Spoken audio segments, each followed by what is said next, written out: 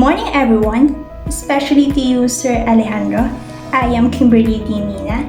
I'm going to present to you our study together with my groupmates, which entitled Health Insurance, the Key on Mitigating the Financial Health Difficulties of its Recipient in Quezon Province. According to Article 13, Section 11 of the 1987 Philippine Constitution, it is stated that the state shall adopt an integrated and comprehensive approach of healthcare development, which really means that our government provide ways to help the people in providing health insurance coverage that is accessible, affordable, available, and acceptable healthcare services for all citizens of the Philippines.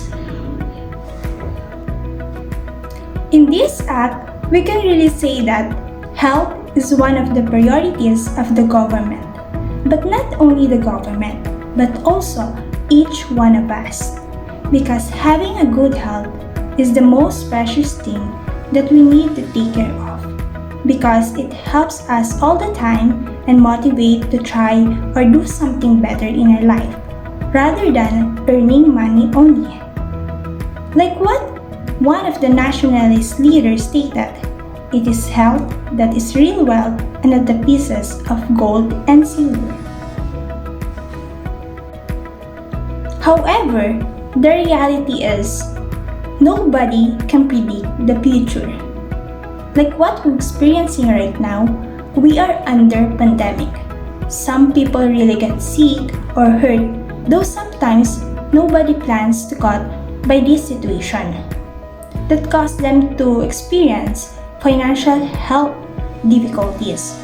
Thus, we, the researchers, want to know if people in the Quezon province are fully aware, knowledgeable, and have an access in health insurance, and if health insurance can really help them to mitigate the financial health burdens.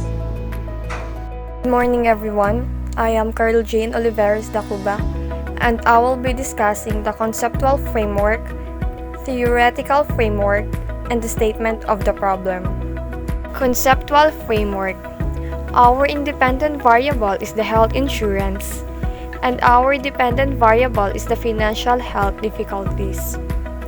As you can see in the illustration, health insurance really helped its recipient in Barangay 4, Alabat, Quezon.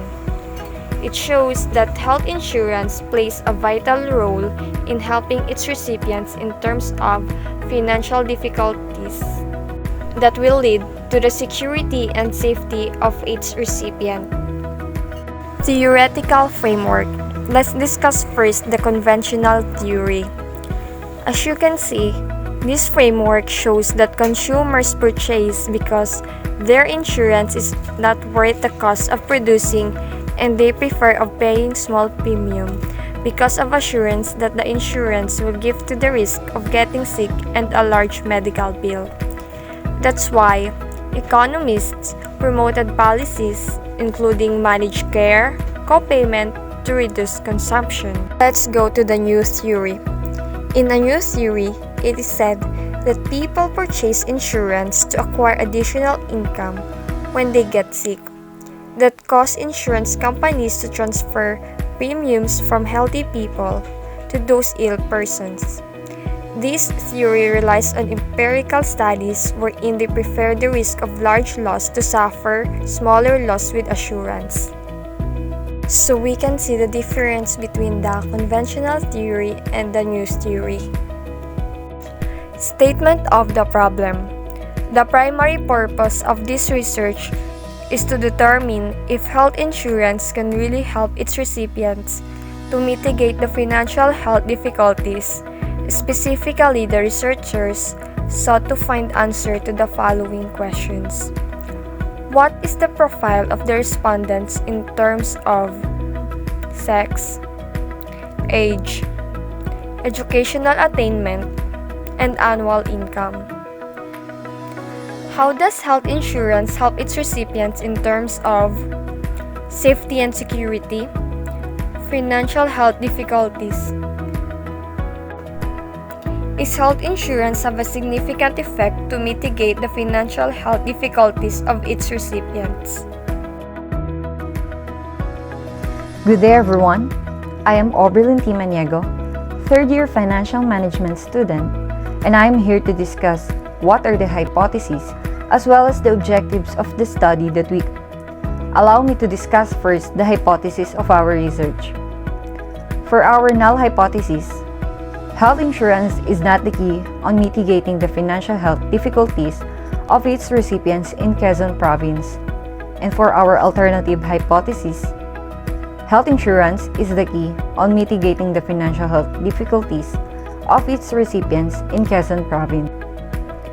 For the objectives of our study, generally, this research seeks to investigate if the health insurance helps in mitigating the financial health difficulties of its recipients in Barangay 4, Alabat, Quezon.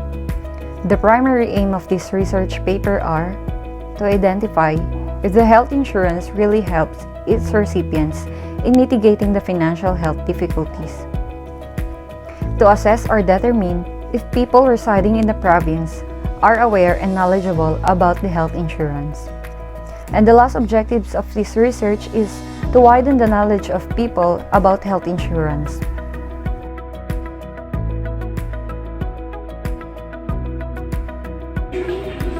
Scope and delimitation. The scope and delimitation of thesis is the topic and boundaries of the research problem to be investigated, so that the focus of this study is to determine if the health insurance is the key on mitigating the financial health difficulties of its recipients. This study is delimited to those people residing in Barangay 4, Alabat, Quezon Province. The researcher will use online survey questionnaire as an instrument in gathering data or information from the respondents. Those respondents are considered as recipient as long as he or she have health insurance coming from the different companies. Significance of this study. The intention of this research is to know the key on mitigating the financial difficulties of its recipients. Also, this study will be beneficial to the following. First is health insurance recipients, because this study will help them to gain more knowledge about importance and benefits of having a health insurance. This will give them more idea on how to use it in case of unexpected situations that might happen. In addition to that, health insurance can also help them in their financial difficulties if some of their family members get into health crisis. Second is the non-recipient of health insurance. To those people who are not yet engaged in health insurance, this study will make them aware that health insurance has a significant impact to their financial health difficulties. This study will encourage them to invest in any health insurance that will surely help them in any unpredictable situations. Third is the community. This research will also be beneficial to the community by giving them the idea and information about the advantages of having health insurance. Last is the future researcher.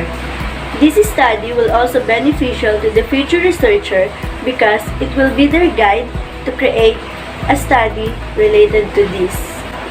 This will help them to look over and to have more idea about health insurance and how it helps its recipients in terms of financial health aspects.